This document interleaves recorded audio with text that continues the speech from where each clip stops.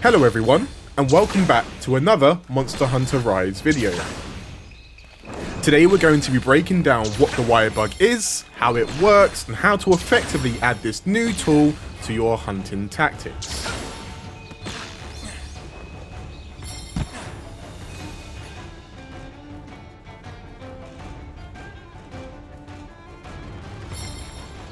Wirebugs are an integral part of your hunter's toolkit and offer a plethora of mobility options as well as some new attacks.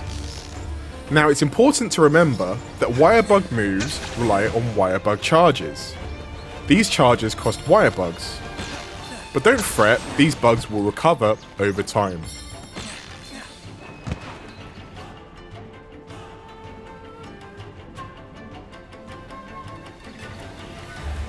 The ZL button is what we like to call the Wirebug button.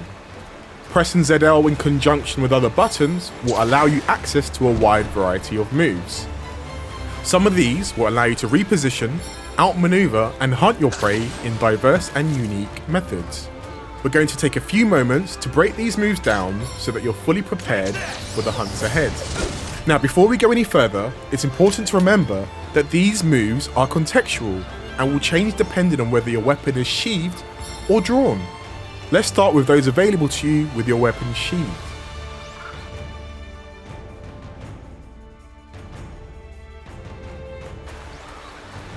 Pressing ZL and A on the ground will send you hurtling forward in the direction that your hunter is facing.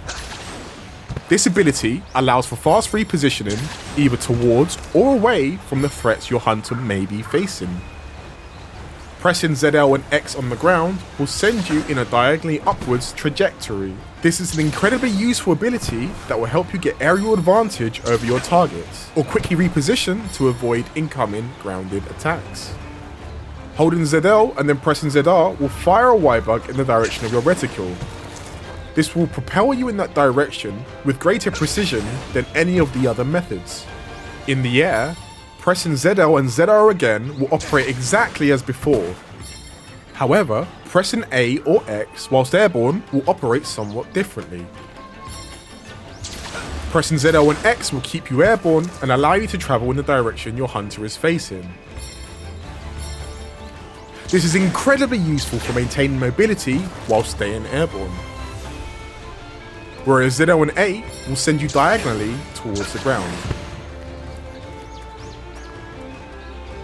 This is perfect for those wanting access to grounded attacks and moves at a moment's notice. If you're having trouble remembering all of these, think of them like this. ZL and X will either get you airborne and keep you there, and that using ZL and A will keep you grounded or get you there. Pressing A whilst airborne will cause you to halt momentum and utilise a Wirebug to hang in the air. From here you can evade in a chosen direction by tilting the left stick and pressing B. This is an excellent manoeuvre for repositioning, recovering stamina and taking evasive action.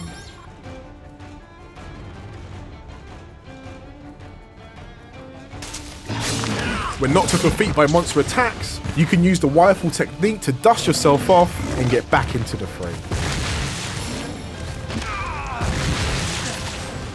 Press ZL and B whilst knocked over to reposition and save yourself from a monster's onslaught of attacks.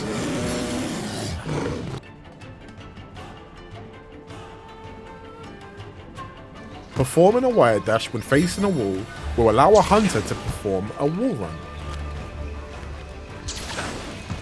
From there, you can traverse sideways or upwards, but at the cost of your stamina. Whilst wall running, your hunter will have access to other moves such as wall jumps or attacks.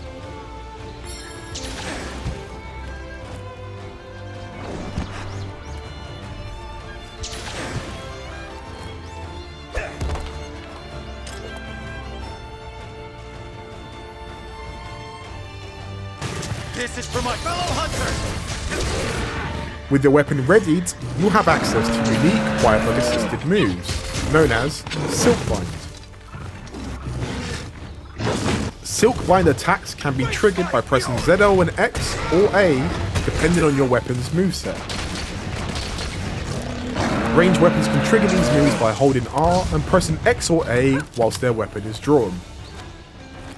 We hope you've enjoyed this brief overview of the basics of using the Wirebug. We hope you'll take this knowledge and develop it even further when you get your hands on Monster Hunter Rise, which arrives on Nintendo Switch March 26, 2021.